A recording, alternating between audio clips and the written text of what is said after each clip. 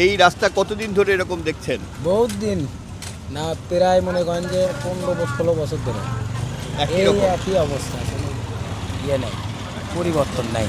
ঠিক আছে। একটু কথা বলি, আপনাদের এই রাস্তায় কি কি ধরনের অসুবিধা হচ্ছে, কতদিন ধরে হচ্ছে? রাস্তায় প্রায় প্রায় 2000 সালের পর থেকে রাস্তাগুলো নষ্ট। রাস্তা আমাদের এই পাশে ঠিক করতেইছে না, কাজ ওই টেন্ডার, এর আগে শুনলাম 30 কোটি টাকা টেন্ডার আছে, তারপরও রাস্তার কাজ করে না। কি কি অসুবিধা হয় আপনার? রাস্তায় দিয়ে আমার ভাঙ্গাচোরা মধ্যে আমি গাড়ি ঘোড়া নষ্ট হয়ে যায়, পাতি ভাঙা যাচ্ছে, বিয়ারিং ভাঙতেছে, তার মধ্যে কষ্ট করে চালান লাগে আপনাকে যায় ভাই, কী করবো আর? এছাড়া কোনো উপায় নাই। সব জায়গায় যদি তাড়াতাড়ি ঠিক করে রাস্তাটা দ্রুত, তাহলে আমাদের জন্য সুবিধা, সবার জন্য ভালো ইনশাআল্লাহ। জনগুরুত্বপূর্ণ এমন অনেক প্রকল্পই ফেলে রাখা হয়েছে এভাবেই। বেশিরভাগ ক্ষেত্রে করা হয়েছে গড়িমসি, অনেক প্রকল্প পড়ে আছে মাঝপথে।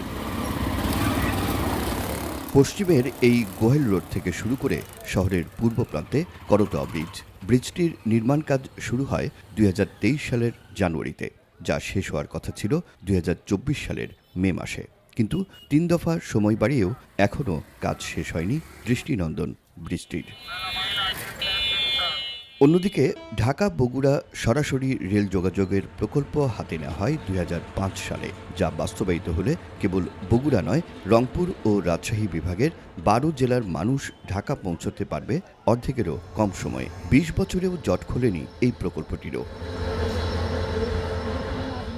প্রায় 2 দশক আগে নিজ জেলা বগুড়াকে মডেল জেলা হিসেবে গড়ে তুলতে নানা পরিকল্পনা করেছিলেন তারেক রহমান। শুরুও হয়েছিল তাঁর উদ্যোগে নেওয়া বেশ কয়েকটি প্রকল্পের কাজ, কিন্তু রাজনৈতিক পালাবদলে থমকে যায় এ জেলার উন্নয়নের চাকা।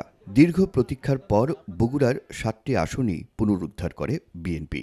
দেশের ক্ষমতায় আসে দল, তারেক রহমান এখন প্রধানমন্ত্রী। ঘরের ছেলের কাছে তাই প্রত্যাশাও আকাশ ছোঁয়া বগুড়াবাসীর। তারেক রহমানকে আমাদের বগুড়ার প্রধানমন্ত্রী গর্বিত। আর আরেকটা যেটা কথা, যে সেটা হচ্ছে শুধু বগুড়ার উন্নয়ন না, আমি চাই যে তারেক রহমান বগুড়া সহ সারা দেশের সামগ্রিক উন্নয়ন করুক।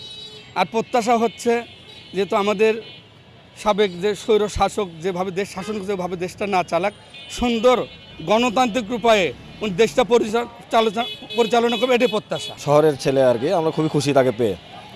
আর তার কাছে প্রত্যাশা, শহরটা আপাতত যে যানজটে ভুগতেছি, এটা আমাদের মানে খুব গুরুতর সমস্যা।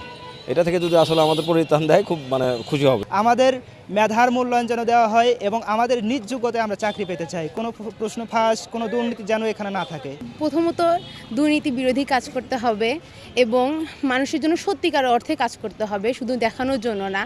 আর হলো আমাদের বগুড়া শহরের জন্য বিশেষ করে উন্নয়ন করতে হবে। আর নতুন করে বগুড়াতে অনেক উন্নয়ন, যেমন রাস্তাঘাটে অনেক জ্যাম থাকে, যানজট, সাতমাথায় ফ্লাইওভার নির্মাণ করা, বিমানবন্দর চালু করা, আমাদের শহীদ চান্দু স্টেডিয়াম আছে, সেখানে আন্তর্জাতিক খেলা চালু করা। দেশের প্রথম শ্রেণীর এবং বৃহত্তম পৌরসভা হলেও কোনো মাস্টার প্ল্যান না থাকায় অপরিকল্পিত নগরীতে তীব্র যানজট, খানাখন্দ, ভঙ্গুর ড্রেনেজ ব্যবস্থা ও অপরিচ্ছন্ন পরিবেশে নাকাল শহরবাসী। অন্যদিকে কৃষি, ক্ষুদ্র ও মাঝারি শিল্প খাত সহ জেলার প্রায় সব ক্ষেত্রেই উন্নয়ন বঞ্চিত কিংবা অবহেলিত। বগুড়া কিন্তু একটা মানে কারখানা, শিল্প কারখানা তৈরির কিন্তু একটা বগুড়ায় অঞ্চল আর কি, যেখানে শিল্প কারখানা বিশেষ করে আপনার হচ্ছে সেচ পাম্প ইয়েটে বগুড়ায় কিন্তু তৈরি হয়, মানে ক্ষুদ্র যন্ত্রাংশ বগুড়ায় অনেক হবে।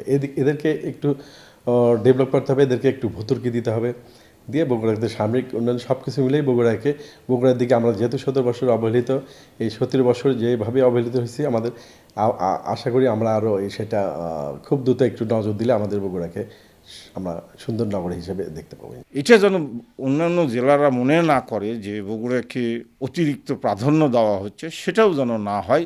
এবং এটা আমি পরিষ্কার করেছি যে বগুড়াবাসী 17 বছর আমরা যে কোনো সভা সেমিনারে এই বঞ্চনার কথা আমরা স্বীকার করেছি, বলেছি যে এখান থেকে আমাদেরকে বেরিয়ে আসতে হবে। আমাদের 72 কিলোমিটার রেলপথ আমরা পাইনি, আমাদের অনেক, বিশেষ করে বিশ্ববিদ্যালয় যেটা অনেক আগে হওয়ার কথা ছিল, বিমানবন্দরটা চালু হওয়ার কথা ছিল, হয়নি, এবং সিটি কর্পোরেশন হওয়ার কথা ছিল, হয়নি।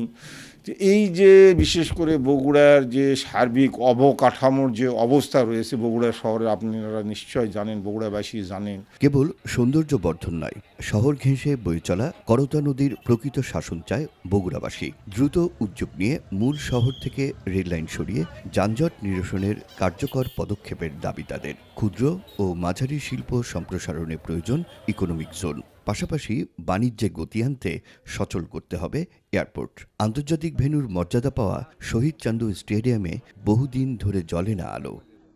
বৈষম্য কিংবা বঞ্চনা নয়, বিশেষ জেলা হিসেবে নয়, কোনো বাড়তি সুবিধা পাওয়ার আশা। নতুন সরকারের কাছে বগুড়াবাসীর প্রত্যাশা, দেশের উন্নয়ন অগ্রগতির স্বাভাবিক ধারায় যুক্ত থাকুক তারাও।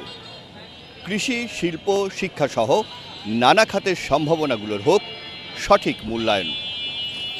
Rakib Jewel, one news, Bogura.